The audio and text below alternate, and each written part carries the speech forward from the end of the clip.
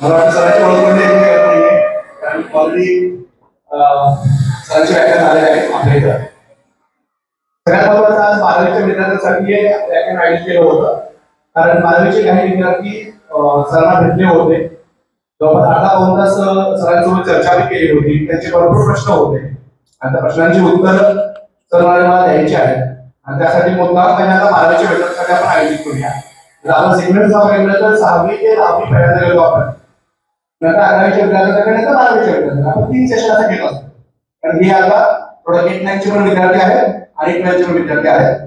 तर आजचा विषय जो आहे तो आहे टाइम मॅनेजमेंट. वेळेचं नियोजन कसं करायला पाहिजे हे सगळ्यांसाठीच गरजेचं आहे. जरी तुमची इयत्ता कुठलीही जरी असली तरी सगळ्यांसाठी हे गरजेचं आहे की आपण वेळेचे नियोजन कसं केलं पाहिजे. आणि वेळेचे नियोजन म्हणजे फक्त परीक्षा दृष्टीने म्हणू नका, तर सगळ्याच बाबतीत तुमच्या वेळेचे नियोजन खूप चांगलं पाहिजे. अभ्यास करताना सुद्धा पाहिजे आहे, परीक्षेला तर नक्कीच आहे. वेळेचे नियोजन खूप गरजेचं आहे, कारण आपली परीक्षा पद्धती अशी आहे की तुम्ही 1-2 वर्षामध्ये जे शिकताय ते तुम्हाला त्या 3 तासामध्ये आठवायला पाहिजे आणि 3 तासामध्ये तुम्हाला ते रिप्रेझेंट करायचं. अशी आपली परीक्षा पद्धती आहे आणि ह्या परीक्षा पद्धतीमुळे आपल्याला टाइम मॅनेजमेंटला अजून इम्पॉर्टन्स जास्त वाटतं. ओके, त्यामुळं सरांचं हे व्याख्यान जे असणार आहे ऍज युजुअल खूप प्रेरणादायी असणार आहे आणि खूप युजफुल असणार आहे. तर पुन्हा एकदा मी सरांचं आपल्या अकॅडमी मार्फत सहर्ष स्वागत करतो.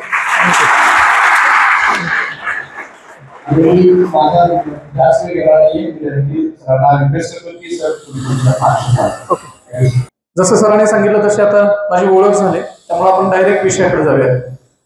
विषय टाइम मॅनेजमेंट, वेळेचं नियोजन, वेळेचं व्यवस्थापन असं आहे. पण मी मागच्या वेळेस एक गोष्ट अनुभवली, ती अशी गोष्ट आहे की तुम्ही लेक्चर झाल्यानंतर मला खाली पकडताय आणि प्रश्न विचारताय. तर तसे काही प्रश्न विचारू नका, कारण त्याचा सांगतो तुमचा एकट्याचा प्रश्न हा अनेकांना मार्गदर्शक ठरणारा असू शकतो. तुमच्या एका दीदीच्या किंवा दादाच्या मनात आलेला एक प्रश्न दुसऱ्याच्या मनात देखील आलेला असू शकतो. एखादा प्रश्न विचारतो त्या एकट्यालाच उत्तर मिळतं, तुमच्या आजूबाजूच्या सगळ्यांना उत्तर मिळावं म्हणून इथं न लाजता प्रश्न विचारा आणि काही घाबरायची गरज नाही. आता माझी तुम्हाला ओळख झाली. वेळेच्या व्यवस्थापनावरती मी जे बोलेन ते 40 ते 45 मिनिटं बोलेन आणि तुमच्या प्रश्नांची उत्तरं पुढची देईन. मी एक प्रश्न विचारतो, त्या प्रश्नाचं सरळ उत्तर द्यायचं. सगळ्यांनी एका दमात उत्तर दिलं तरी चालेल. टाइम इज चूक, हेच खरं. टाइम इज मनी. बरं, मग मी आत्ता एक 2 लाख रुपये देतो, माझा 12वीचा वेळ मला परत आणून देणार? टाइम इज मनी जर असेल तर पैसे म्हणजे वेळ असा त्याचा अर्थ होतो. मी पैसे खर्च करायला तयार आहे, माझ्या आयुष्यातला गेलेला वेळ मला तुमच्यापैकी कोण देऊ शकेल का? तर त्याचं उत्तर नाही असं आहे. ही म्हण जी आहे किंवा हे आपण जे वाक्य वापरतो, कोट वापरतो, टाइम इज मनी, आजपासून बदलायचं. Time is time. वेळेला दुसरा कुठलाही पर्याय नाही. जगात कुठलाही पर्याय वेळेला असू शकत नाही. जर तुमची वेळ निघून गेली तर ती पुन्हा कितीही प्रयत्न केला, काहीही तुम्ही खर्च केला तर ती परत आणता येत नाही. आणि म्हणून वेळेचं भान असणं जास्त गरजेचं आहे. आपल्या घरातली जुनी जाणती माणसं आपल्याला काय म्हणतात माहिती आहे का? एक वाक्य सारखं म्हणतात बघा, तुला काय वेळ काळ आहे का नाही, असं जे म्हणतात. त्याचा सरळ संबंध टाइम मॅनेजमेंटशी असतो, वेळेशी संबंधित असतो. आणि जर तुम्ही वेळ वेळेप्रमाणे वापरली तरच त्याचा तुम्हाला फायदा होतो. मग आता तुमच्या वयाला एक गोष्ट माहिती असते की वेळेचं व्यवस्थापन व्हायला पाहिजे, त्याचं मॅनेजमेंट व्हायला पाहिजे. पण या प्रश्नाचं उत्तर तुम्हाला मिळत नाही की कसं वेळेचं व्यवस्थापन तर करायला पाहिजे, मग कसं? मग तुम्ही तुमच्या पद्धतीने वेळेचं व्यवस्थापन करता. कसं? तर एक टाइम टेबल बनवायचं, ते टाइम टेबल भिंतीवरती चिपकवायचं आणि 8 दिवस कसं तरी त्याच्याकडे बघायचं. 9व्या दिवसापासून टाइम टेबलचा आणि आपला काडीचाही संबंध राहत नाही. आपण टाइम टेबल केलं होतं हे देखील आपण काही मिनिटात विसरून जातो. अशी टाइम टेबल तुम्ही किती बनवली असतील आतापर्यंत? तर मला असं वाटतं 10-15 वेळा तरी टाइम टेबल आपण बनवलेलं असेल. आता मी जसं सांगितलं की तुम्ही वेळापत्रक बनवताय, टाइम टेबल बनवताय, पण ते फॉलो होत नाही किंवा तुम्ही ते वापरत नाही. त्याचं कारण आहे ते मी नंतर सांगतो. त्याचं तसं का होतंय त्याचं कारण सांगतो. आता जर इथून पुढे तुमचं टाइम टेबल झालं तर निश्चितपणे ते अंमलात येईल, म्हणजे तुम्ही वापराल अशा पद्धतीचं टाइम टेबल कसं बनवायचं असतं त्याचे काही नमुने देखील मी इथं आणलेले आहेत आणि ते तुम्हाला सगळ्यांना बघायला देखील मिळतील. कुठं बघायला मिळतात ते देखील सांगतो. पण वेळेच्या व्यवस्थापनाची गरज काय आहे तर हे शांतपणे थोडंसं समजून घ्या. वेळ वाढवता येत नाही, वेळ कमी करता येत नाही. प्रत्येकाच्या आयुष्यामध्ये तेवढीच वेळ मिळालेली असते. यशस्वी माणूस असू दे किंवा अयशस्वी माणूस असू दे, वेळेमध्ये काही फरक नसतो. मला माझ्या आयुष्यातले 24 तासच मिळतात. अमोल पाटील सरांना देखील 24 तासच मिळालेले आहेत. देशाच्या पंतप्रधानांपासून मोठमोठ्या अधिकाऱ्यांच्या पर्यंत त्यांना देखील जी वेळ मिळाली ती दिवसातले 24 तासच मिळालेत. आणि अयशस्वी झालेल्या माणसाला देखील 24 तासच मिळालेले असतात. तुम्ही त्या 24 तासाचं काय करताय याच्यावरती यश अवलंबून आहे. मग त्या 24 तासामध्ये बऱ्याच वेळा परीक्षेच्या आधीचे 24 तास त्यातल्या 18 तास देखील वापरले जातात. 15 16 तास देखील काही मुलं वापरतात. पण कॉलेजच्या पहिल्या दिवशी 15 तास वापरणारे विद्यार्थी किती आहेत? म्हणजे अभ्यासासाठी विचारतोय हा, दुसऱ्या गोष्टीसाठी नाही. तर अभ्यासासाठी 15 तास वापरणारे किती आहेत? तर त्यांची संख्या फार कमी आहे. सुरुवातीच्या पहिल्या आठवड्यात, पहिल्या महिन्यात, काही 2-3 महिन्यामध्ये आपलं वेळेचं व्यवस्थापन नसल्यामुळं ती वेळ आपण अनावश्यक गोष्टीसाठी वापरतो आणि नंतर परीक्षेच्या अगोदरची ती वेळ म्हणजे योग्य पद्धतीने वापरायचा प्रयत्न करतो, त्याचा फायदा होत नाही. वेळेच्या व्यवस्थापनामध्ये एक गोष्ट तुम्ही कायमस्वरूपी लक्षात ठेवायची, तुमच्या सुरुवातीपासून शेवटपर्यंत धरलेली वेळ त्याच्यामध्ये काउंट झाली पाहिजे, म्हणजे त्याच्यामध्ये आली पाहिजे. परीक्षेच्या अगोदर तुमचं महिनाभर केलेलं मॅनेजमेंट म्हणजे वेळेचं व्यवस्थापन नाही. वेळेचं व्यवस्थापन म्हणजे सुरुवातीपासून शेवटपर्यंत केलेलं मॅनेजमेंट आहे. मग तुमचा कॉलेजच्या पहिल्या दिवसापासून किंवा ऍडमिशन झालेल्या पहिल्या दिवसापासून परीक्षा संपेपर्यंतच्या दिवसापर्यंत मॅनेजमेंट झालं पाहिजे. मग एवढ्या मोठ्या कालावधीचं मॅनेजमेंट होणं कठीण असतं. म्हणजे 1 वर्षभराचं 2 वर्षाचं वेळेचं व्यवस्थापन होणं कठीण आहे. मग तर ते व्यवस्थापन करायचं असेल तर नियोजन करायचं असेल तर काय करायला पाहिजे? त्याचे भाग करायला पाहिजेत, वेगवेगळे भाग करायला पाहिजेत. तेही भाग कसे करायचे हे सांगतो. पण वेळेच्या व्यवस्थापनाची गरज अशी आहे, तुम्हाला अपेक्षित असणाऱ्या गोष्टी पूर्ण जर करायच्या असतील तर त्या एकाच गोष्टीनं पूर्ण करता येतात. तुम्ही वेळ कशा पद्धतीनं वापरताय, त्या वेळेकडे कोणत्या दृष्टिकोनातून तुम्ही बघताय, मिळालेला वेळ त्याला तुम्ही तुमच्यासाठी प्लस पॉइंट मानताय का, आणि वेळ वाढवणं, वेळ वाचवणं आणि वेळ मिळवणं या 3 गोष्टी तुमच्याकडनं होतात का? मी परत एकदा, वेळ वाचवणं, वेळ वाढवणं आणि वेळ पाळणं किंवा ती मिळवणं हे तुमच्याकडून होतंय का? मग तुम्ही म्हणाल सर वेळ कशी वाढवता येईल? वेळ वाढवता येते, वेळ वाचवता येते. वेळ वाढवता येते कशी? तर तुम्ही योग्य पद्धतीनं काम केलात तर वेळ वाढवता येते. सहज असं आहे. वेळ वाचवायचा कशासाठी आहे या प्रश्नाचं पहिलं उत्तर शोधा. वेळ पाहिजे, पण कशासाठी? मला वेळ पाहिजे तर कशासाठी पाहिजे? अभ्यासासाठी. मग याचं खरं उत्तर शोधूया. खरंच अभ्यासासाठी पाहिजे का? त्याचं उत्तर नाहीये. अभ्यासासाठी पाहिजे हे तुम्ही म्हणताय इथं. मग जर अभ्यासासाठी पाहिजे असं म्हणताय तर घरात गेल्यानंतर अभ्यासासाठीच वेळ का काढत नाही? मग मिळालेल्या वेळेत तुम्ही अभ्यास करताय का? तर मिळालेल्या वेळेत आपण अभ्यास करत नाही. मिळालेल्या वेळेत अभ्यास करत नाही, मग वेळ वाढवून किंवा वेळ वाचवून काय करणार आहोत आपण? वेळ वाढवून आणि वाचवून त्याचा फायदा होणार नाही. रिझन तुमच्याकडे तयार असलं पाहिजे की जर मला वेळेचं व्यवस्थापन करायचं असेल तर ते कोणत्या कारणासाठी वेळेचं व्यवस्थापन करायचं आहे त्याचं कारण पहिल्यांदा तयार असलं पाहिजे. मला इतके चॅप्टर इतक्या कालावधीमध्ये पूर्ण करायचे आहेत, त्याची डेडलाईन ठरलेली आहे आणि म्हणून मला वेळ वाढवायचा आहे किंवा वेळ वाचवायचा किंवा वेळेचं व्यवस्थापन करायचं आहे.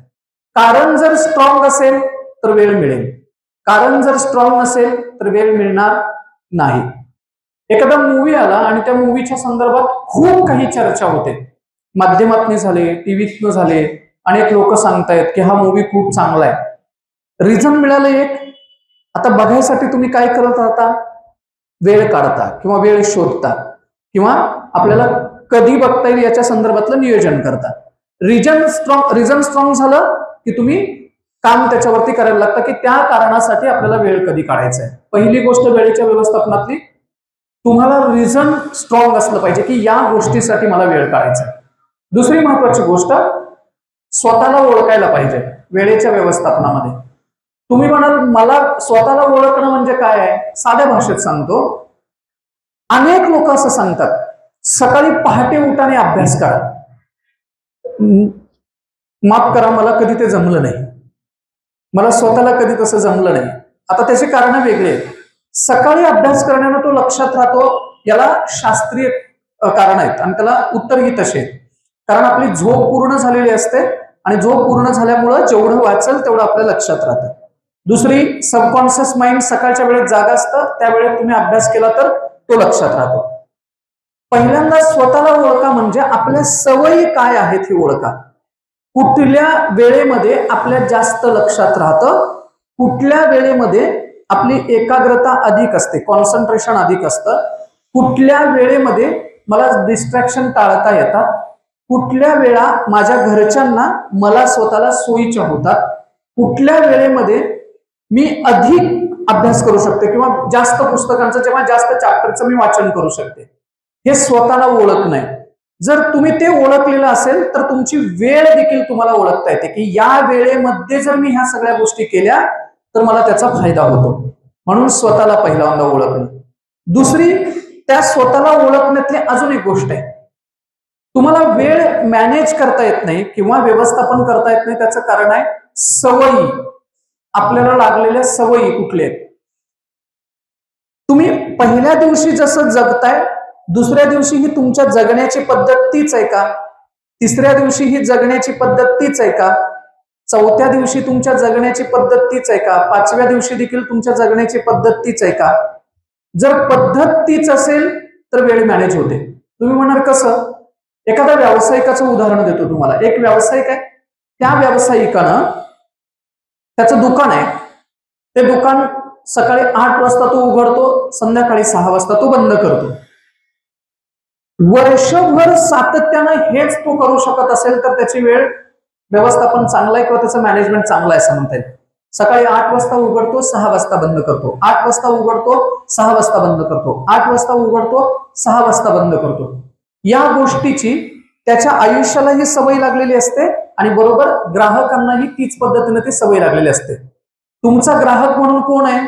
तर तुमची पुस्तकं, तुमचा कंटेंट, तुमचा आशय, तुम्ही देत असलेल्या परीक्षेचे विषय, त्यांना देखील तुमच्या लक्षात राहायचं असेल तर तुमचं लाईफ डिसिप्लिन पाहिजे, म्हणजे तुमच्या आयुष्यात शिस्त पाहिजे. समजा आज तुम्ही जे सकाळपासून जगताय ते उद्या जर जगत नसाल, उद्या जे तुम्ही जगताय वागताय ते जर परवा वागत नसाल तर वेळेचं व्यवस्थापन होत नाही. दररोज सकाळी त्याच वेळेस तीच गोष्ट होत असेल तर तुमची वेळ व्यवस्थापन त्याचं किंवा मॅनेजमेंट योग्य आहे असं म्हणता येईल. 6 वाजता उठताय, एक दिवस 6 वाजता उठताय, उपयोगाचं नाही. 2 दिवस 6 वाजता उठताय, उपयोगाचं नाही. वर्षभर तुम्ही सातत्यानं सकाळी बरोबर 6 वाजता उठणं, 6 वाजता उठणं, 6 वाजता उठणं, रात्री 10 वाजता झोपणं, 6 वाजता उठणं, रात्री 10 वाजता झोपणं, 6 वाजता उठणं, रात्री 10 वाजता झोपणं, याच्यात जर सातत्य असेल तरच टाइम टेबल करा, अन्यथा टाइम टेबल करू नका, कारण ते टाइम टेबल फॉलोच होत नाही. आपली गंमत काय असते? एक दिवस आपण 6 वाजता, दुसऱ्या दिवशी 7:30 वाजता, तिसऱ्या दिवशी परत 7 वाजता, चौथ्या दिवशी 9 वाजता. ज्या दिवशी सुट्टी आहे त्या दिवशी 9:30, 11, 12. काही काही सूर्यवंशी असतात. सूर्यवंशी माहित आहेत ना? सूर्यवंशी म्हणजे सूर्य उगवल्यानंतर उठणारे. तसं चित्रपटाकडे जाऊ नका. लक्षात, मुद्दा काय आहे की तुमच्या सवयी जर योग्य असतील तरच वेळेचा योग्य वापर होतो. म्हणजे मी 6 वाजता उठणार आहे, 6 वाजता उठणार आहे, 6 वाजता उठणार आहे, हे जर सातत्यानं झालं तर तुम्हाला वेळेचं व्यवस्थापन करता येते किंवा टाइम मॅनेजमेंट करता येते. आता हे सांगितल्यानंतर तुमच्यातल्या लोकांचे अजून काही प्रश्न असे असतात की सर हे असं करण्यानं फायदा काय होईल? तर त्याचं साधं उदाहरण देतो तुम्हाला. तुम्ही प्रवासाला बाहेर निघालाय आणि प्रवासाला बाहेर निघताना तुम्ही सुटकेस जे आहे किंवा तुमची बॅग जी आहे ती बॅग तुम्ही भरणार आहात. ती बॅग जर भरायची असेल, तुम्हाला त्या बॅगेमध्ये जास्त कपडे, तुमचं साहित्य त्या बॅगेमध्ये बसावं असं वाटत असेल, काय करायला हवं? जर जास्त साहित्य बसावं असं वाटत असेल तर त्याची घडी योग्य घालायला पाहिजे, व्यवस्थित ते पॅक करायला पाहिजे. जर घड्या योग्य घातल्या कपड्यांच्या तरच ते बॅग मध्ये काय होतं? व्यवस्थित बसतं. पण तुम्ही सगळी कपडे कपाटातनं काढले आणि अशी गोळा करून जर त्याच्यात भरली तर काय होईल? सुटकेसमध्ये किंवा बॅगमध्ये जास्त कपडे तुम्हाला किंवा जास्त साहित्य भरता येणार नाही. व्यवस्थापनाच्या बाबतीत असं आहे, तुमच्या आयुष्यात जर शिस्त असेल, सकाळी आणि संध्याकाळी उठण्याच्या झोपण्याच्या वेळा जर ठरलेल्या असतील, खाण्या जेवण्याच्या वेळा जर ठरलेल्या असतील, तर 6 ते 10च्या सुटकेसमध्ये सगळा अभ्यासक्रम व्यवस्थित बसतो. सगळी पुस्तकं, तुम्ही करत असलेलं सगळं काम त्याच्यामध्ये बसतं. आणि जर तुम्ही 6 वाजता एकदा, 7:30 वाजता एकदा, 9 वाजता एकदा असं जर उठत असाल तर 100% एखादं प्रकरण गोळा करताय त्याच्यात घालताय, एखादं प्रकरण गोळा करताय म्हणजे पुस्तकातलं प्रकरण एखादं गोळा करताय त्याच्यात घालताय आणि योग्य वेळेस ते सापडत नाही. मग सापडत नसल्यानंतर तुम्ही काय करताय? ती बॅग उचकोटून काढताय सगळी आणि तुम्ही असं म्हणताय की सर बॅगेमध्ये सगळं साहित्य भरलं होतं पण योग्य वेळेत योग्य सापडलं नाही. म्हणजे परीक्षेला सगळं वाचलं होतं सर, सगळं डोक्यात टाकायचा प्रयत्न केला होता पण योग्य वेळेस योग्य वस्तू सापडली नाही. योग्य वेळेस योग्य वस्तू जर सापडायची असेल तर ती योग्य वेळेस योग्य ठिकाणी ठेवलेली असली पाहिजे ना. जर योग्य वेळेस योग्य ठिकाणी ठेवलेली असेल तरच ती वस्तू योग्य वेळेस तुम्हाला सापडेल, अन्यथा ते सापडणार नाही. पुस्तकांच्या कपाटामध्ये देखील 6व्या नंबरला कुठलं पुस्तक आहे हे तुम्ही पुस्तक ठेवताना जर जाणीवेनं ठेवलेलं असेल तर सापडेल, नाही तर ते सापडणार नाही. पुस्तकं ठेवण्यासाठी जर वेळ दिलेला असेल तर तुम्हाला शोधण्यासाठी वेळ द्यावा लागत नाही. तसं अभ्यास किंवा अभ्यासक्रम, सिलेबस, तुमच्या जे परीक्षेसाठी लागणाऱ्या सगळ्या गोष्टी तुम्ही स्टेप बाय स्टेप जर करत असाल तर आठवताना देखील तुम्हाला त्या स्टेप बाय स्टेप आठवत जातात, त्याच पद्धतीनं आठवत जातात. विस्कटलेल्या स्वरूपात जर तुम्ही काम केलेलं असेल तर तुम्हाला आठवताना देखील ते विस्कटलेल्या स्वरूपातच आठवतं. तुमच्या जवळचं उदाहरण देतो. चित्रपट बघायला तुम्ही जर समजा एखाद्या पिक्चरच्या थिएटरमध्ये गेलात, सुरुवातच्या चित्रपटाची सुरुवात आहे त्या सुरुवातीच्या अगोदर म्हणजे तुम्ही एक 10 मिनिटं 15 मिनिटं जर तुम्ही थिएटरमध्ये जाऊन बसलेला असाल किंवा घरामध्ये देखील चित्रपट सुरू होण्याच्या अगोदर तुम्ही 10 मिनिटं बसलेला असाल तर संपूर्ण चित्रपट व्यवस्थित कळतो. पण चित्रपट सुरू झाल्यानंतर 5 मिनिटानंतर जर तुम्ही थिएटरमध्ये प्रवेश केलेला असेल, पुढचे 15 मिनिटं फक्त आपला मानसिक गोंधळ चालू असतो. बरोबर आहे? पाठीमागचं मध्ये बस खाली, बरोबर आहे? आपला मानसिक गोंधळ चालू असतो. शेजाऱ्याकडे एकदा बघतो, समोर एकदा आपण एक बघतो, चित्रपट समजून घेण्याचा प्रयत्न करतो आणि पहिले 15-20 मिनिटं त्या चित्रपटातला कंटेंट आपल्या लक्षात येत नाही. सेम उदाहरण, तुम्ही कॉलेजला येताना, शाळेकडे येताना यायच्या वेळेस जर तुम्हाला 10 मिनिटं उशीर झालेला असेल तर पुढचे 15-20 मिनिटं वर्गामध्ये लक्ष लागत नाही. यायला जर उशीर झाला तर 15-20 मिनिटं लक्ष लागत नाही आणि तुम्ही 5 मिनिटं अगोदर येऊन बसलेला आहात आणि मग वर्गामध्ये शिक्षक आले तर तुमच्या ते लक्षात राहतं. याचा अर्थ सुटकेस प्रमाणे किंवा आपण त्या वर्गातल्या प्रमाणे आपला अभ्यासक्रम जर स्टेप बाय स्टेप वेळेमध्ये डिवाइड केला, वेळेमध्ये तर त्याची विभागणी केली तर तो आठवतानाही त्याच वेळेप्रमाणे आपल्याला आठवत जातो. ही खरी गोष्ट आहे. तिसरा महत्वाचा मुद्दा, तुम्ही भावनिक दृष्ट्या जर स्ट्रॉंग नसाल तर वेळेचं व्यवस्थापन करता येत नाही. तर तुम्ही म्हणाल भावनिक दृष्ट्या म्हणजे इमोशनली तुम्ही स्ट्रॉंग नसाल तर वेळेचं व्यवस्थापन करता येत नाही. आता इमोशनली स्ट्रॉंग असणं म्हणजे काय आहे सांगतो. काय वेळेचं व्यवस्थापन कुणाला करायचं आहे? तुम्हाला करायचं आहे. तुमची वेळ योग्य वापरात येण्यासाठी तुम्हाला प्रयत्न करायचा आहे, बरोबर? नकार कुणाला द्यायचा आहे? मग तुमची वेळ योग्य वापरण्यासाठी मला या वेळेमध्ये काम आहे, मला या वेळेमध्ये हे करायचं आहे, याच्यासाठी नकार कुणाला द्यायचा आहे? तुम्हाला असं वाटतं की तुमच्या मित्रमैत्रिणींना नकार द्यायचा आहे. नाही, नकार तुम्हाला स्वतःलाच द्यायचा आहे. विचार करून बघा. कारण तुमचे 2 मन आहेत आणि त्या 2 मनातलं एक मन म्हणत असतात जाऊ दे ना, अजून परीक्षा लांब आहे. एक मन म्हणत असा जाऊ दे की आजचा दिवस फक्त 10 मिनिटं फक्त मोबाईल बघते, 10 मिनिटं. 10 मिनिटाचे अर्धा तास कधी होतात हे आपल्या लक्षात येत नाही. तुमचा संघर्ष कुणाशी असतो वेळेच्या व्यवस्थापनाच्या बाबतीत? तुमचा संघर्ष तुमच्याशीच असतो. गजरचं घड्याळ बंद कोण करतं? जर गजर लावून तुम्ही झोपलेला असाल तर बंद कोण करतं? शेजारी येऊन करतात, ते गप झोप, बंद करतोय घड्याळ असं म्हणतात? नाही, तुम्हीच स्वतःला सांगता, तुम्हीच बंद करता आणि तुम्हीच स्वतःला सांगता अजून फक्त 5 मिनिटं, अजून फक्त 10 मिनिटं. संघर्ष कोणाशी आहे व्यवस्थापनाचा? तुमचा तुमच्याशीच आहे, तुमच्या नकारात्मक भावनांशी आहे. सकारात्मक भावना जर वाढल्या, पॉझिटिव्ह जर गोष्टी वाढल्या, तर निगेटिव्ह गोष्टी आपोआप त्या कमी होतात. सकाळी गजर लावलेल्या वेळेत पहिल्या मिनिटाला जो माणूस उठतो त्याचं व्यवस्थापन चांगलं आहे.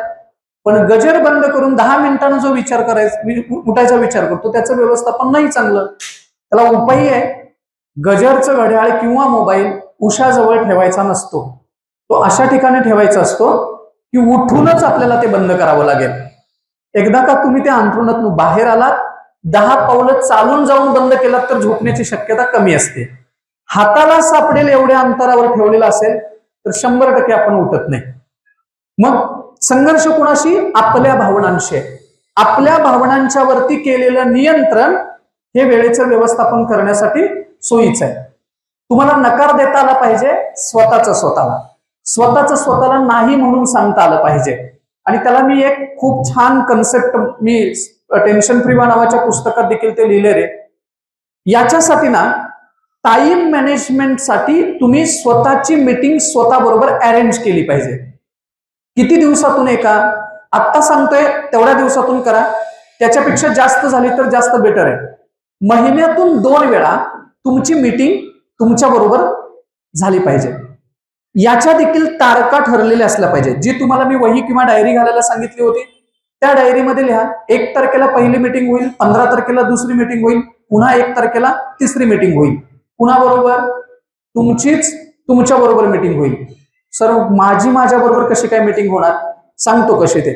एक रिकामी खुर्ची अशी समोर ठेवायची, तुम्ही इकडल्या बाजूला बसायचं, रिकाम्या खुर्ची समोर ठेवायची आणि त्या महिन्याभरात तुम्ही जे जे ठरवलेलं होतं, म्हणजे वेळेचं व्यवस्थापन करून जे तुम्ही प्लॅन केलेला होता किंवा वेळापत्रक बनवलेलं होतं, ते प्रश्न आता रिकाम्या खुर्चीवर असलेल्या तुमच्यातल्या तुम्हाला, जरा समजायला अवघड आहे, तुमच्यातल्या तुम्हाला समोर खुर्चीवर बसवायचं आणि तुम्ही पहिला प्रश्न विचारायचा, झालं का ह्या 15 दिवसात ठरवलेलं? केला का अभ्यास? 4 चॅप्टर पूर्ण होणार होते, झाले का? आता या प्रश्नाचं उत्तर कोण देईल? तुमच्यातले तुम्ही प्रश्नाचं उत्तर द्या. ते डायरीमध्ये नोंदवून घ्या किंवा नाही घेतलं तरी त्या प्रश्नाचं उत्तर तुम्ही लक्षात ठेवायचा प्रयत्न करा. उत्तर काय येईल? समजा नाही झाले, पुढचा प्रश्न विचारा, का? हा प्रश्न स्वतःला विचारायचा.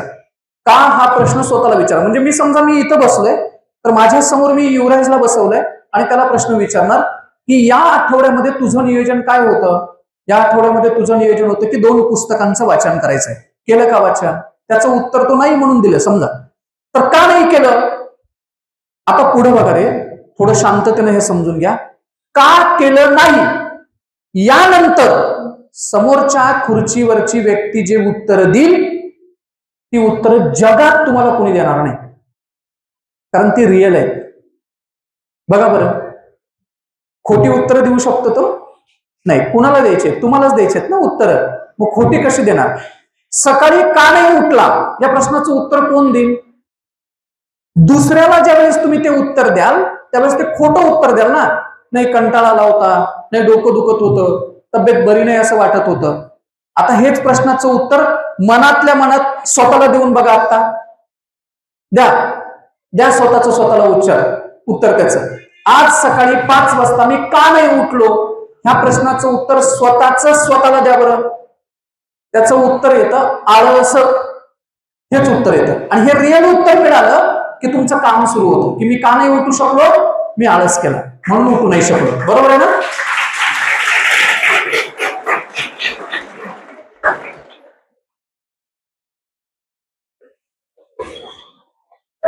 कुणी टाळी वाजवली पहिली? कितवीचा वर्ग आहे ते? कितवीचा आहे? कितवीच्या आहात तुम्ही? अरे बोला ना पटकन. 10वीच्या? बरं, मग बरोबर आहे, तुमचा दोष नाहीये, अजिबात नाही तुमचा दोष.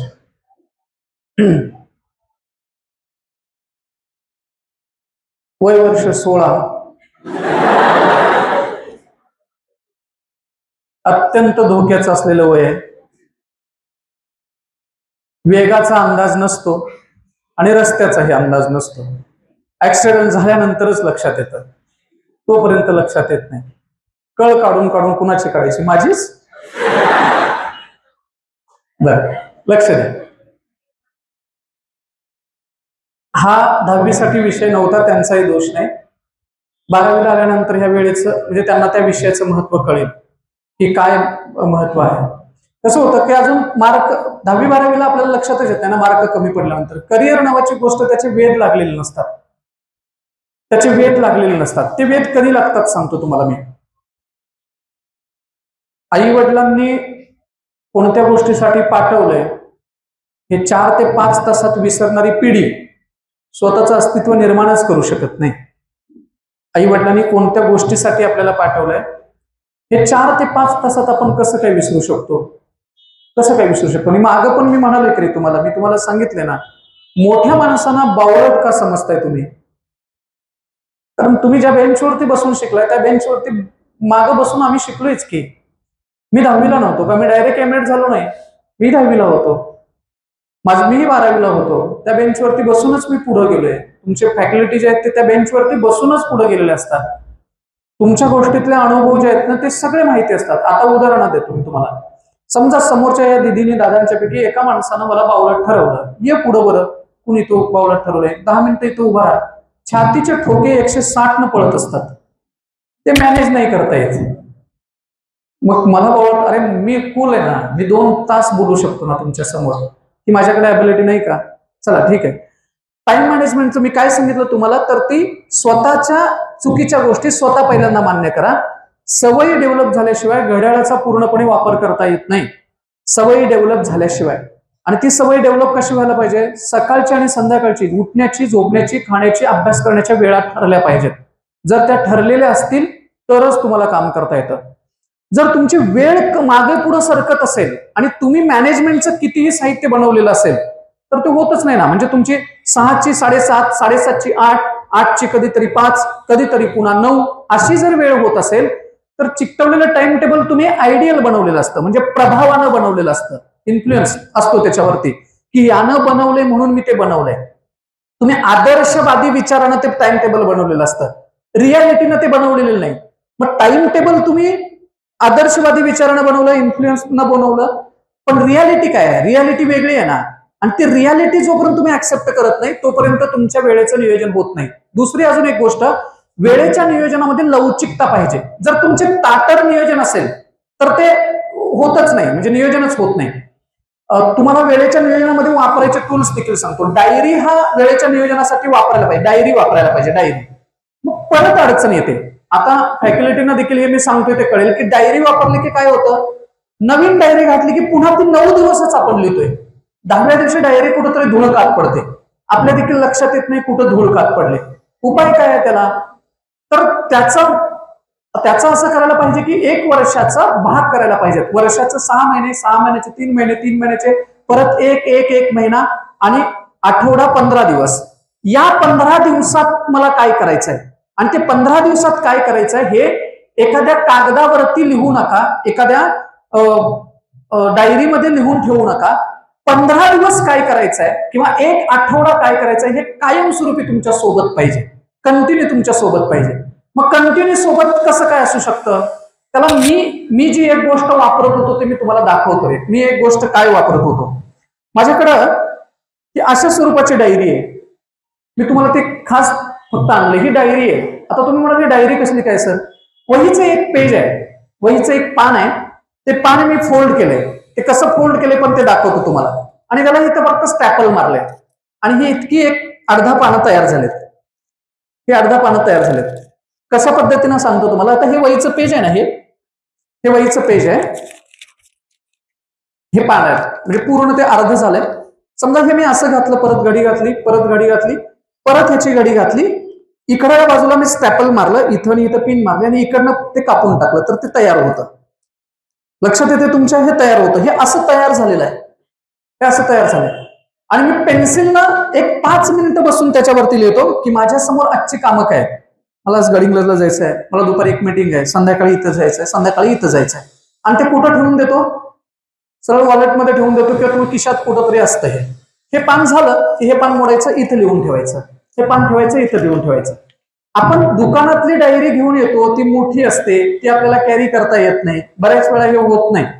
हे सगळ्यात जबरदस्त प्लॅनर आहे हा नियोजनाचा सगळ्यात जबरदस्त भाग आहे. 1 आठवड्याची तुमच्यासोबत हे राहिलं पाहिजे, 1 आठवड्याचं. आता याचा फायदा पण तुम्हाला सांगतो, हे तुम्हाला कंट्रोल करतं. काय कंट्रोल करतं? तुम्ही 5 कामं जर त्याच्यावरती लिहिलेली असतील, 5 कामं जर लिहिलेली असतील, तुम्ही सकाळी लिहिलीत, सकाळी उठल्यानंतर ती लिहिलीत की मला दिवसभरामध्ये हे करायचं आहे, आणि हे तुम्ही कुठंतरी ठेवून दिलं ना, अनावश्यक काम समोर आलं की याची आठवण येते.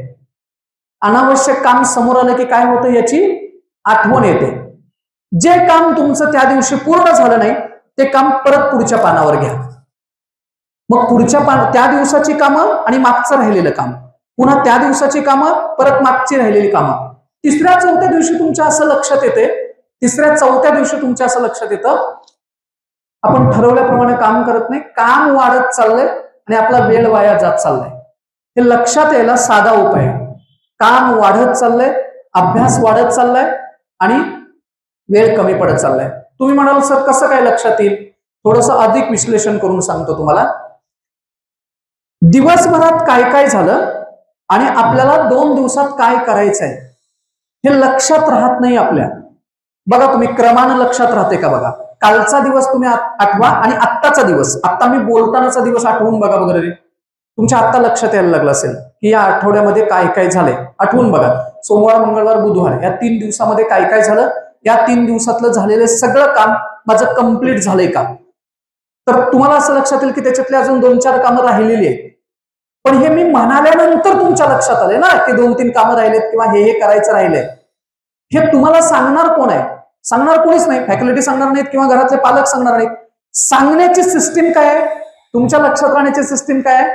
तर हे तुम्हाला सांगतं. हे दिवसाचं सांगतं, ह्या कागद दिवसाचं सांगतो. त्याच्यापेक्षा अधिक असेल तर तुम्हाला नेटवरती त्या गोष्टी उपलब्ध होतात. नेटवरती त्या गोष्टी तुमच्या उपलब्ध होऊ शकतात. कुठल्या कुठल्याच सांगतो. हा स्टडी टाइम टेबल नावाचा मी नेटवरनं काढलेला आहे. साधारण सकाळी 6 वाजल्यापासून संध्याकाळी 10 वाजेपर्यंत आणि इकडं 7 दिवसाचे कॉलम तयार केलेत. आणि अशीच्या अशी प्रिंट मिळते. असं अशीच प्रिंट मिळते. मग ही प्रिंट चिकटवायची नाही. ज्यावेळेस तुम्ही टाइम टेबल चिकटवता त्यावेळेस तुमचं काम बंद होतं. अजिबात हे चिकटवायचं नाही. हे काय करायचं तर त्याला पिन करा किंवा फाईलला लावा. प्लास्टिकच्या फाईलमध्ये ते टाका. हे तुमचं जर 1 आठवड्याचं जर असेल तर 1 आठवड्याचं करता येतं. इथं बदल काय करता येतं सांगतो तुम्हाला. सकाळी 6 पासून रात्री 10 वाजेपर्यंत इकडे जे आठवडे लिहिलेत ते आठवडे लिहू नका. आठवड्यांच्या ऐवजी इथं तुम्ही कामाचं स्वरूप जरी दिलं तर काम नंबर 1, काम नंबर 2, काम नंबर 3, काम नंबर 4. तुम्हाला एका दिवसात 4 कामं करायची आहेत. 6 पासून संध्याकाळी 10 पर्यंतचा वेळ आहे. समजा पहिलं काम तुम्हाला करायला वेळ मिळणार आहे 8 वाजता, तर 8 वाजताच्या कॉलम मध्ये ते काम लिहून ठेवा. लक्षात आलं का नाही? नसेल तर परत सांगतो. इकडं 6 वाजल्यापासून 10 वाजेपर्यंत वेळ लिहिले, इकडं 5 तुम्ही किंवा 6 कामं लिहून ठेवा. काम क्रमांक 1, 2, 3, 4 आणि कुठल्या वेळेत खाली करायचंय त्या कॉलम मध्ये ते काम लिहून ठेवायचं. प्रत्येक दिवसाचा 31 झेरॉक्स तुम्ही मारून घेतल्या, छोट्या मारून घेतल्या तरी चालतं, मोठ्या पानावरती नाही. एका दिवसाची इथं, दुसऱ्या दिवसाची इथं, तिसऱ्या दिवसाची इथं, 4थ्या दिवसाची इथं. 4 दिवसाचं प्लॅनिंग एका कागदामध्ये होतं. आणि हे करायला किती मिनिटं लागतो? साधारण 2 ते 3 मिनिट. 2 मिनिटं पण लागत नाहीत की मला हे करायचंय, हे करायचंय. 4 दिवसाचं एकदम जरी करून ठेवलं, 1 आठवड्याचं जरी एकदम करून ठेवलं तरी चालतं. या आठवड्यामध्ये हे करायचंय, म्हणजे या दिवशी हे करायचंय, या दिवशी हे करायचंय, या दिवशी हे करायचंय. परत हे याला वेळ घालवायचा नाही करायला. हे करायला वेळ घालवायचा नाही. याला 2 तास विचार करत बसायचं नाही. की एखादी झेरॉक्स तयार करून घ्यायची, मारायची, पटपट त्याच्यावरती लिहायचं. डोळ्यासमोर सतत काम उभं राहिलं आणि ते काम उभं करण्याची व्यवस्था जर तुम्ही उभी केली तरच तुमचा वेळ वापरात येतो. म्हणजे काय? प्रत्येक वेळेस तुम्हाला कोणी सांगायला येणार नाही, त्याचा राग येतो. सांगितलं तर त्याचा राग येतो. हे तुम्हीच तुम्हाला सांगणार ना. तुम्हीच तुम्हाला हे इंडिकेटर तयार केलेत, जे इंडिकेटर तुम्हाला दाखवतात की ही गोष्ट थांबायला पाहिजे, ही गोष्ट करायला पाहिजे, ही गोष्ट थांबायला पाहिजे, ही गोष्ट करायला पाहिजे. करण्याच्या गोष्टीवर तुमचा फोकस गेला की अनावश्यक गोष्टी तुमच्या थांबत जातील, अनावश्यक गोष्टी तुमच्या थांबत जातील. आणि एक मगाशी मी म्हणालो होतो की तुमच्या इमोशनवरती नियंत्रण असलं पाहिजे, तुमच्या भावनांच्या वरती नियंत्रण असलं पाहिजे. मी असं का म्हणालो होतो हे पण सांगतो तुम्हाला नकार देता येत नाही. अनावश्यक गोष्टीसाठी तुम्ही स्वतःलाही नकार देत नाही आणि समोरच्यालाही नकार देत नाही. डिस्ट्रॅक्शन वाढतात, त्याचं कारण या गोष्टीमुळे तुमचे डिस्ट्रॅक्शन वाढतात. हे शोधलेलं नाही ना, हे तुम्ही शोधलेलंच नाहीये. बरं, पहिल्या दिवसापासून जर असं असेल, तुम्ही किती लोक असे आहात की तुम्ही तुमच्या फॅकल्टीना फॉलो करताय? फॉलो म्हणजे फेसबुक किंवा इंस्टावर नाही म्हणत आहे मी. फॉलो करताय म्हणजे आज एक चॅप्टर शिकवून झाला, आज उद्या दुसरा चॅप्टर शिकवून झाला, शिकवून झाल्यानंतर 3 दिवसाच्या आत तुम्ही तिथपर्यंत पोहोचताय, 3 दिवसाच्या आत त्यांच्यापर्यंत पोहोचताय. असं जर असेल तर तुमचा टाइम मॅनेज होतो. हे लक्षात आलं मी तुमच्या काय म्हणाल होते? हे एका दिवसाचं झालं. टाइम मॅट्रिक्स नावाची एक चार्ट नेटवरती उपलब्ध आहे रे. टाइम मॅट्रिक्स तुमच्यापैकी कोणी बघितलंय का? टाइम मॅट्रिक्स बघितलंय का? नसेल तर सांगतो. टाइम मॅट्रिक्स काय बघा, हा टाइम मॅट्रिक्स नावाचा चार्ट आहे. हे वरच्या बाजूला तुम्ही तुमचं नाव वगैरे लिहू शकता इथं. आणि हे 1 महिन्याचं एक चार्ट आहे. इथं काय केलंय बघा. आता इथं मला इथं व्हाईट बोर्ड किंवा काय नाहीये म्हणून दाखवता येत नाही. हा नाही दाखवतात बघा. इकडं 4 कॉलम केलेत. कॉलम क्रमांक 1, 2, 3 आणि 4. 1, 2, 3 आणि 4. इकडल्या बाजूला असं लिहिलंय इम्पॉर्टंट, इथं लिहिलंय नॉट इम्पॉर्टंट. इथं काय लिहिलंय? इम्पॉर्टंट. इथं लिहिलंय नॉट इम्पॉर्टंट. आणि इकडल्या बाजूला लिहिलंय अर्जंट, इथं लिहिलंय नॉट अर्जंट. इथं अर्जंट, इथं नॉट अर्जंट. तुम्ही time matrix, blank time matrix, असं ब्लँक टाइम मॅट्रिक्स असं टाकलं तर नेटवरती हे चार्ट उपलब्ध आहेत. वेगवेगळ्या स्वरूपात उपलब्ध आहेत. तुम्हाला जसं सोयीचं असेल तसं तुम्ही ते डाउनलोड करून प्रिंट काढू शकता. आता इथं बघा रे, इम्पॉर्टंट आहे, नॉट इम्पॉर्टंट आहे, अर्जंट आहे, नॉट अर्जंट आहे. मी एक काम सांगतो तुम्हाला, एक आपण काम शोधूया आणि ते काम कुठल्या कॉलम मध्ये येते बघूया. चित्रपट पाहणं इम्पॉर्टंट आहे, अर्जंट आहे, म्हणजे ते नॉट इम्पॉर्टंट, नॉट अर्जंट शेवटच्या कॉलम मध्ये गेलं शेवटच्या कॉलम मध्ये. बरोबर आहे. समजा तुमची टेस्ट 3 दिवसानंतर आहे, त्या टेस्टच्या नोट्स तयार करायच्या, अभ्यास करायचा आहे. इम्पॉर्टंट आहे, अर्जंट आहे, पहिल्या कॉलम मध्ये आलं. इथं ते कॉलम मध्ये आलं. 1, 2, 3, 4 असे 10 त्यांनी रेषा दिलेल्या आहेत. तुम्हाला गावी जायचंय, अर्जंट आहे. गावी म्हणजे तुमच्या घरी नाही, मावशीच्या मामाच्या गावी जायचंय, अर्जंट आहे. इम्पॉर्टंट आहे, गेलं ना शेवटच्या कॉलम मध्ये. तुम्ही महिन्याभरात करत असलेली कामं एका चार्टवरती बसवू शकता आणि एकच कॉलम फॉलो करायचा. कुठला? 1 नंबरचा. त्यानंतर 2 नंबरचा येईल, त्यानंतर 3 नंबरचा येईल आणि नंतर 4 नंबरचा येईल. हे टाइम मॅट्रिक्सचा चार्ट उपलब्ध आहे. तुम्हाला कोणी सांगायची गरज नाही की इम्पॉर्टंट काय आहे, नॉट इम्पॉर्टंट काय आहे, अर्जंट काय आहे आणि अर्जंट काय नाहीये. जे काम प्रायोरिटीनं करण्याची गरज आहे, म्हणजे ज्याला प्राधान्यक्रम देण्याची गरज आहे, ते काम इथं येईल. ज्याचा प्राधान्यक्रम नंतर आहे ते काम इथं येईल. ते आपोआप जातं. इथली कामं जी आहेत ती एकदा तुम्हाला या कॉलम मधली कामं कळाली आणि या कॉलम मधली काम कळाली की तुम्हाला महिना संपला. त्या महिन्याभरात या कॉलम मध्ये काय काय आलंय ते करायचं नाहीये. या कॉलम मध्ये जे जे आलंय ते पहिल्यांदा करायचं आहे. याच्याकडे जास्त लक्ष ठेवायचं आहे. हा कॉलम हायलाइट करा. या कॉलम मध्ये मला ही कामं करायचं, हा हायलाइट करून ठेवा. इकडे लक्षही देऊ नका. नॉट अर्जंट, नॉट इम्पॉर्टंट कामं तुम्हाला माहिती आहेत कुठले आहेत ते. नॉट अर्जंट, नॉट इम्पॉर्टंट कामं कुठले आहेत ते माहिती आहेत. ती इकडे गेली की याच्यावरती तुमचा फोकस होतो आणि आपोआप ते काम करता येतं. लक्षात आलं? हे टाइम मॅट्रिक्स नावाचा चार्ट आहे, तोही बघा. आणि अजून एक आहे रे,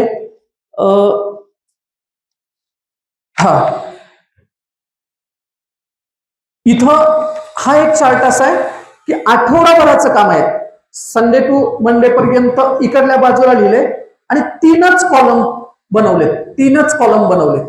आता हे 3 कॉलम कशासाठी बनवले तुम्हाला सांगतो. तुम्ही स्वतः देखील वेगवेगळे चार्ट बनवू शकता, पण ह्याच्यात 3 कॉलम असं लिहिले. समजा तुमचं रविवारचं एक काम आहे, ते काम लिहून ठेवलं. ते काम पूर्ण होण्यामध्ये अडथळे काय आहेत आणि सोयी काय आहेत हे लिहून ठेवलं आणि काम पूर्ण झाल्यानंतर इथं त्याचा रिझल्ट लिहिला.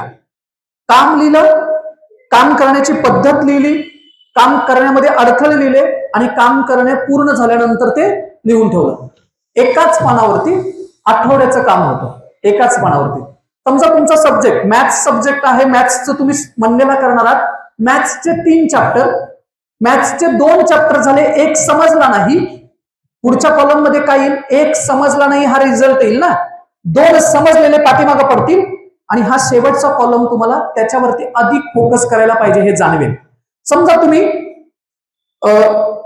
सॅटर्डेला एक प्लॅन केलाय, तुम्हाला सायन्सचे 3 चॅप्टर कंप्लीट करायचे किंवा 2 चॅप्टर कंप्लीट करायचे. तुम्ही 2 चॅप्टर इथं लिहिले, एक चॅप्टर व्यवस्थित झाला, एक चॅप्टर व्यवस्थित झाला नाही, शेवटच्या कॉलम मध्ये येईल एक चॅप्टर व्यवस्थित झाला नाही. आठवड्याच्या शेवटला तुम्हाला कळतं, अरे हे काम झालेलं नाहीये, हे काम झालेलं नाही, या कामावरती लक्ष द्यायला पाहिजे, हे काम झालेलं नाही, या कामावरती लक्ष दिलं पाहिजे. याचं उदाहरण देतो तुम्हाला कसं होतं. बहुतांश मुलांचा वेळ या गोष्टीसाठी जातो, समजलेलेच बऱ्याच वेळा वाचत राहतात. म्हणजे पहिल्या अभ्यासला बसलं की पहिल्या चॅप्टर पासून सुरू, अभ्यासला बसलं की पहिल्या चॅप्टर पासून सुरू, अभ्यासला बसलं की पहिल्या चॅप्टर पासून सुरू.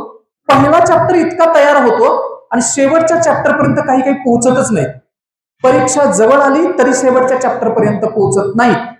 तुम्हाला एकदा कळालं, एकदा तुमची कन्सेप्ट क्लिअर झाली की या चॅप्टर मध्ये हे आहे आणि मला ते समजलंय, तो चॅप्टर बाजूला ठेवा, न समजलेल्या चॅप्टर वरती फोकस करा.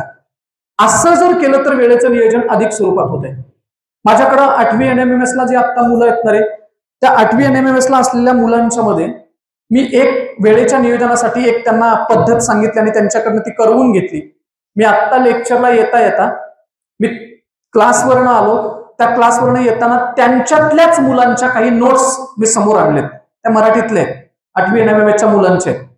आता ही नोट्स काढण्याची पद्धत त्यांना वेळ वाचवायसाठी मी शिकवलेली होती.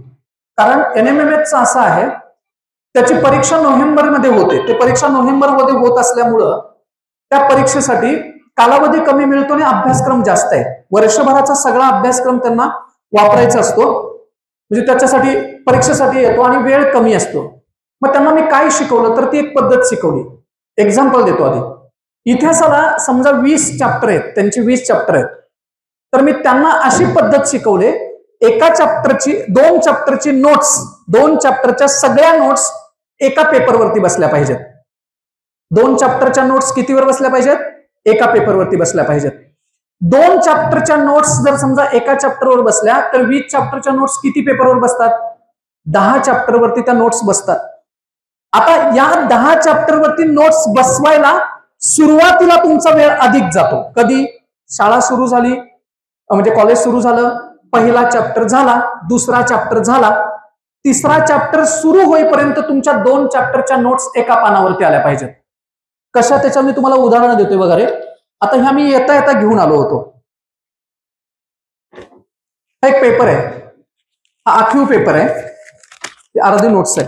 हा आखीव पेपर आहे. त्याने घडी घालताना असा आपण घडी घालतो ना, पुन्हा एक घडी घातली आणि इथून चालू केलंय, इथून स्टार्ट केलंय, इथून स्टार्ट केलं. हे पहिलं पेज, हे दुसरं पेज, त्याच्यानंतरचं हे तिसरं पेज, हे चौथं, हे 5वं, हे 6वं, 7वं, 8वं. अशा पद्धतीचा एका पेपरवरती किती नोट्स बसल्या? 2 चॅप्टरच्या नोट्स बसल्या. आता ह्या मुलग्याने पूर्ण केले. इतिहासाची साधने नावाचा पहिला धडा आहे. तुम्हाला दिसत असेल तर मला माहिती नाही, वेगवेगळ्या रंगाचे पेन वापरलेत त्यांना. इकडल्या बाजूला पेन्सिल वापरलेत, काही ठिकाणी पेन वापरलेत, काही ठिकाणी त्यांना आकृत्या काढलेत. आता ही जी नोट्स आहे ना, त्याची 2 चॅप्टरची नोट्स आहे, 2 चॅप्टरची नोट्स आहे. असे किती त्याच्याकडे पेपर आहेत? 10 पेपर आहेत, बरोबर आहे ना. हे त्यानं काढायला किती वेळ घेतलाय? तर हे समजा बनवायला त्याला 4 तास लागलेत.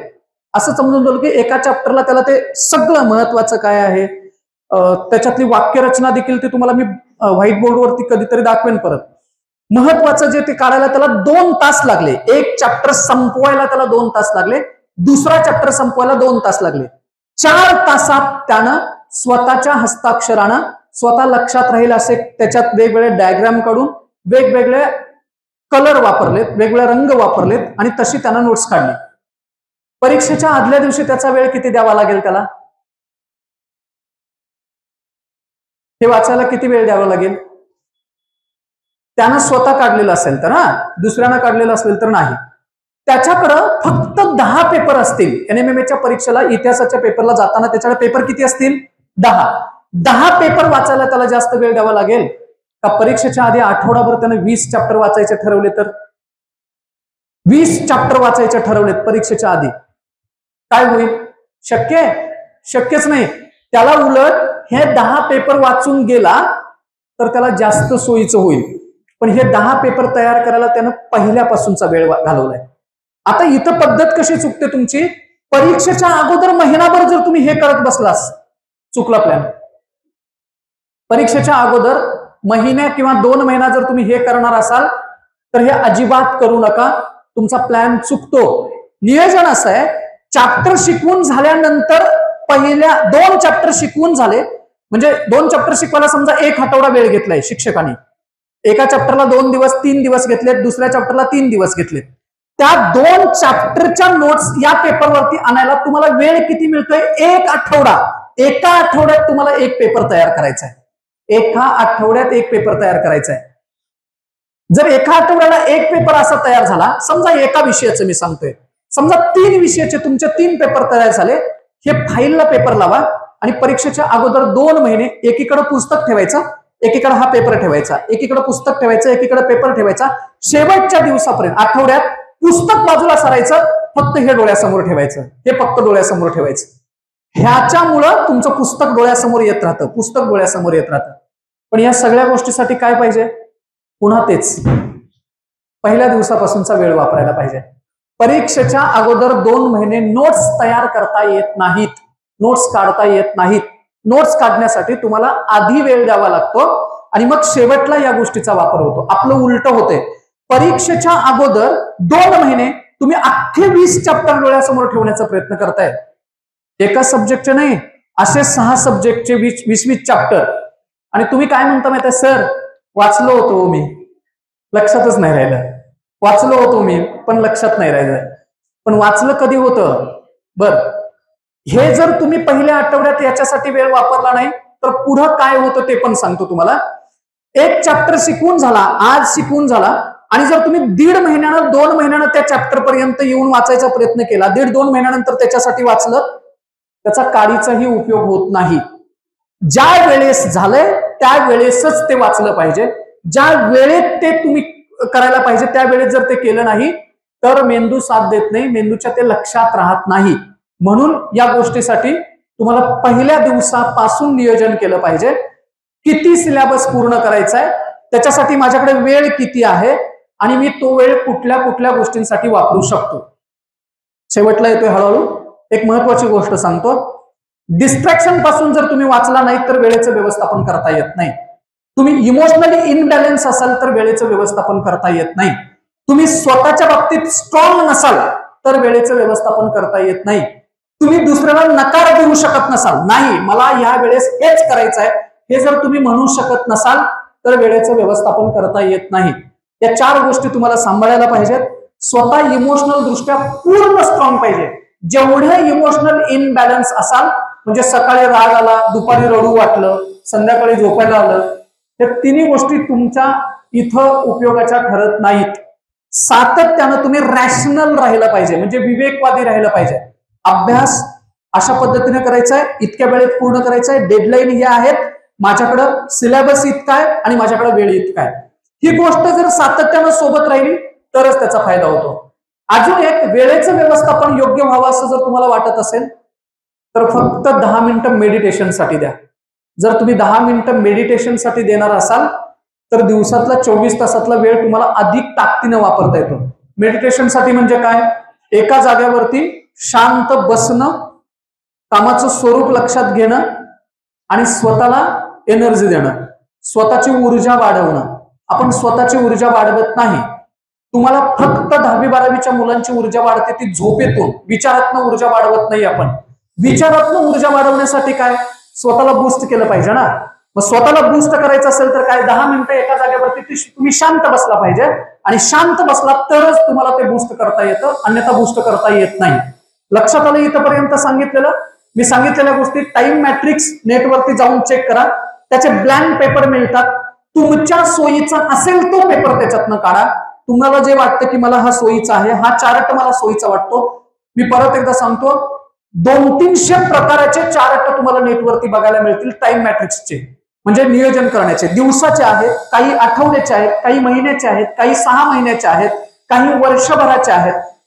दुसरं, ते कागदाचा जो प्रयोग सांगितला तुम्हाला तो वापरा, स्वतः बनवा डायरी, विकत आणायची गरज नाही. 4-5 पानांचं 6 पानांचं फक्त त्याचा वापर करा. पेन्सिलनं त्याच्यावरती लिहा आणि कामं डोळ्यासमोर उभी राहिली पाहिजेत. टाइम मॅनेजमेंट मध्ये लवचिकता असली पाहिजे. एवढं जर पाळलं तर तुमचं टाइम मॅनेजमेंट होईल अशी अपेक्षा व्यक्त करतो. सांगितल्याप्रमाणे 45 ते 50 मिनिटं बोललोय. पुढचे 10 ते 15 मिनिटं फक्त प्रश्न घेईन आणि थांबेन. चला, प्रश्न जर कोणाला असतील तर विचारा.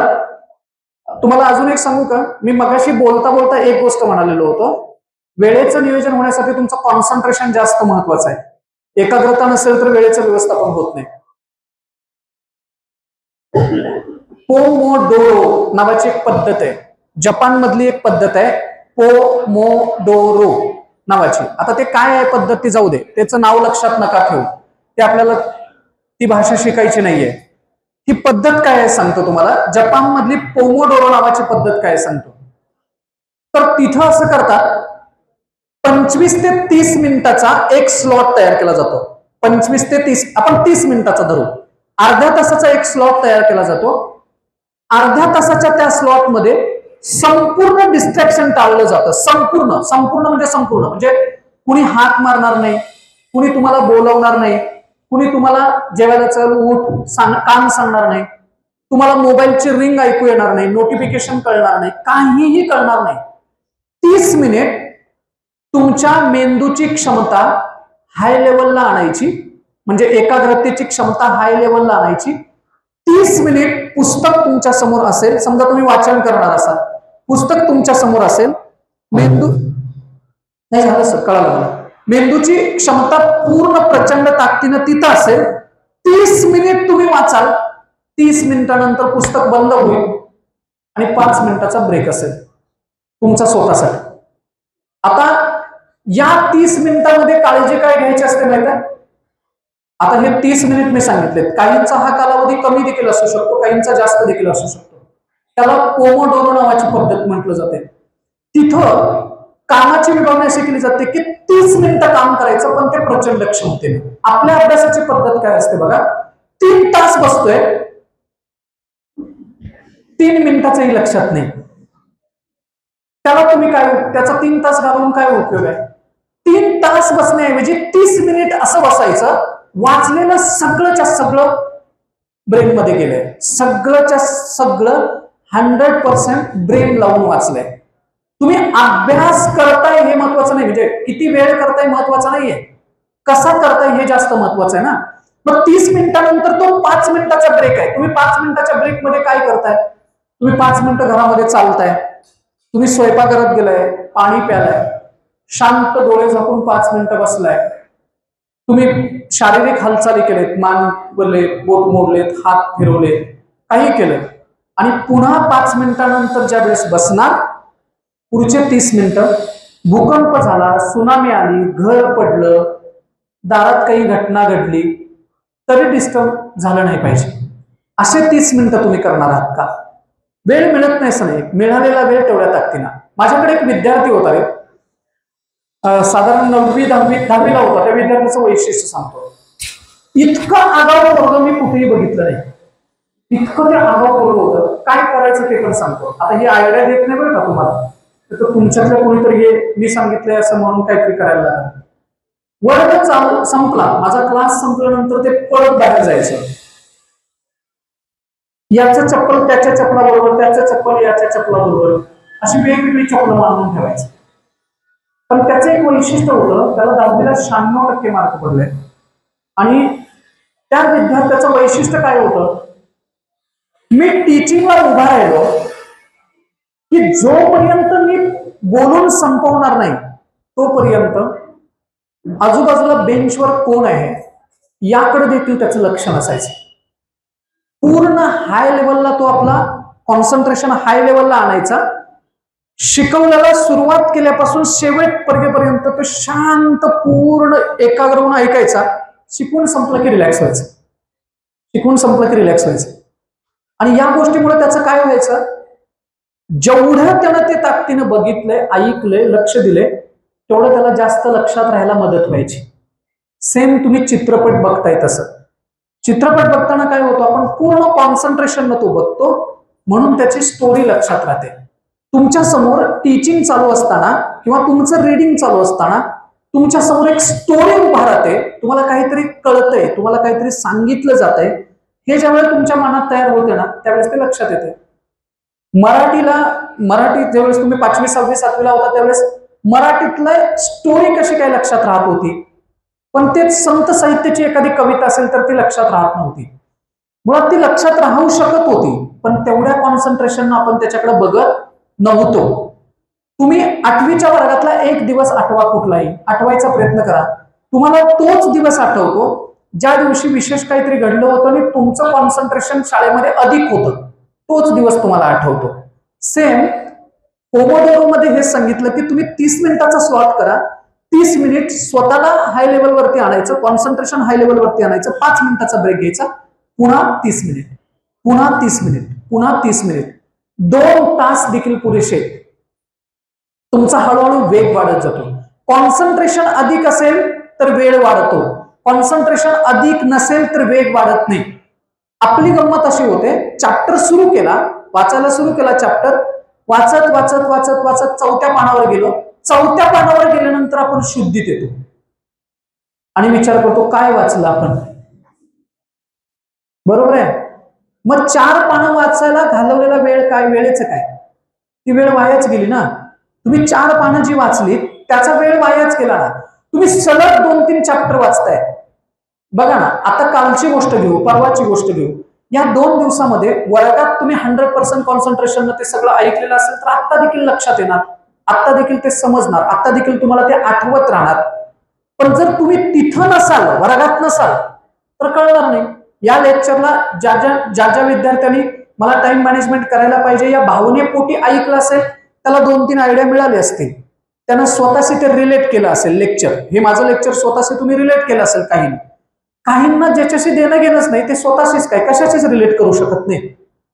तुमचं रिलेट होते का, समोरचा कंटेंट तुम्ही स्वतःशी रिलेट करताय का, त्या पातळीवरती तुम्ही जाताय का, त्या पातळीवरती जगताय का, तर तुम्हाला त्याचा आनंद होईल.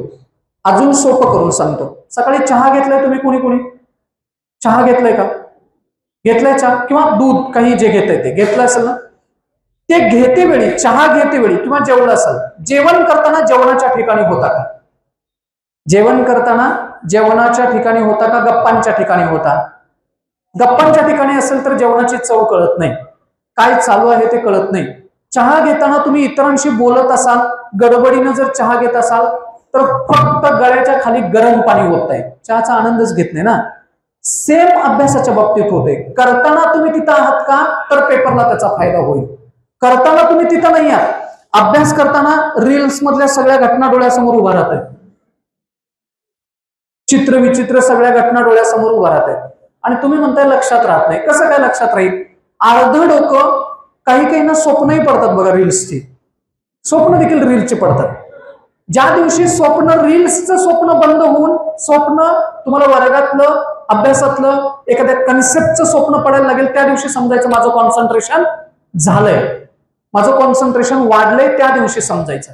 फोकस चेंज केला की होतं, वेळेचा वापर योग्य पद्धतीने केला की होतं. अर्धा तासाच्या स्लॉट मध्ये वाटेल ते झालं तरी काही करायचं नाही. मी समर्पक अजून कोणाचा प्रश्न असेल तर येऊ, पण एकच उदाहरण देतोय. मी आता 4थ्या पुस्तकाचं लेखन करतोय, बिझनेस रिलेटेड एक पुस्तक लिहायला चालू आहे, मी त्याचं लेखन करतोय. रात्री जेवल्यानंतर कधी कधी मी 9:30-10 वाजता जर बसलेलं असेल तर रात्री 12-1 वाजलेलं मला कळत नाही आणि 12-1 पर्यंत माझी पानं किती लिहून होत असतील, तुम्हाला वाटत असेल की 10, 12, 15, कधी कधी अर्ध पान देखील लिहून होत नाही. अर्ध पान, तुम्ही म्हणाल अर्ध पान लिहून होत नाही असं कसं.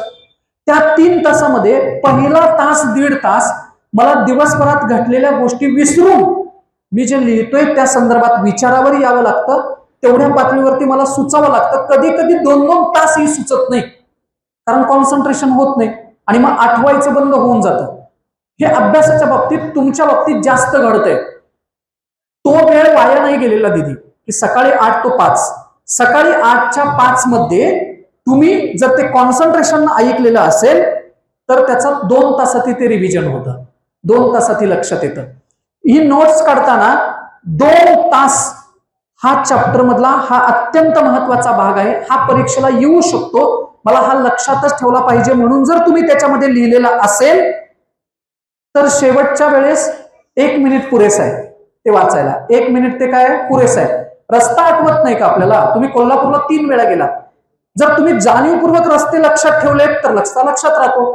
तुम्ही गाडीतनं झोपून गेलेला असेल तर रस्ता लक्षात राहायचा प्रश्न नाही. 4थ्या वेळेस पण तेच, बंगला कुठे आहे शोधा, मॅप्स ओपन करा, हेच राहील. तुमच्या लक्षात आलं का की कॉन्सन्ट्रेशन वाढलं. आणि एक दिदी प्रश्न असा होता शेवटला की थकवा येतो. थकवा आणि कंटाळा या 2 वेगवेगळ्या गोष्टी आहेत. थकवा येतो म्हणजे तुम्हाला आता मला याच्या पुढं होणारच नाही. शारीरिक थकवा हा शारीरिक असतो आणि कंटाळा हा मानसिक असतो. कंटाळा आताही काही काही लोकांना आलाय, आताही काही काही लोकांना आलाय ना.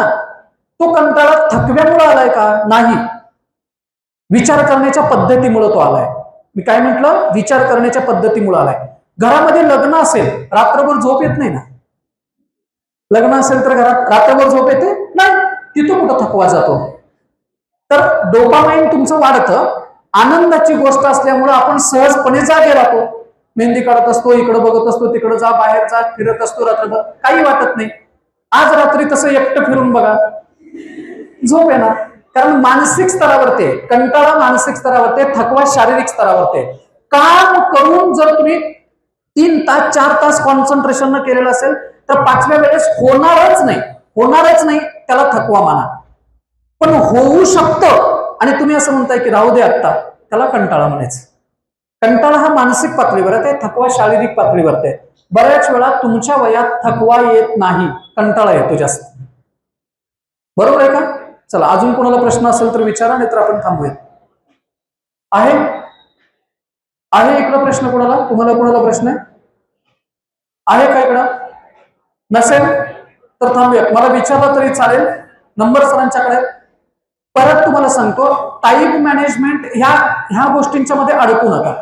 फक्त सांगितलेल्या गोष्टी तुम्हाला सोयीच्या असणाऱ्या तेवढ्याच स्वीकारा आणि त्या पद्धतीने काम करा. कॉन्सन्ट्रेशन वाढल्याशिवाय टाइम टेबलचा काहीही उपयोग होत नाही किंवा तुम्ही ह्या बनवलेल्या गोष्टींचा उपयोग होत नाही. Okay, thank you so much.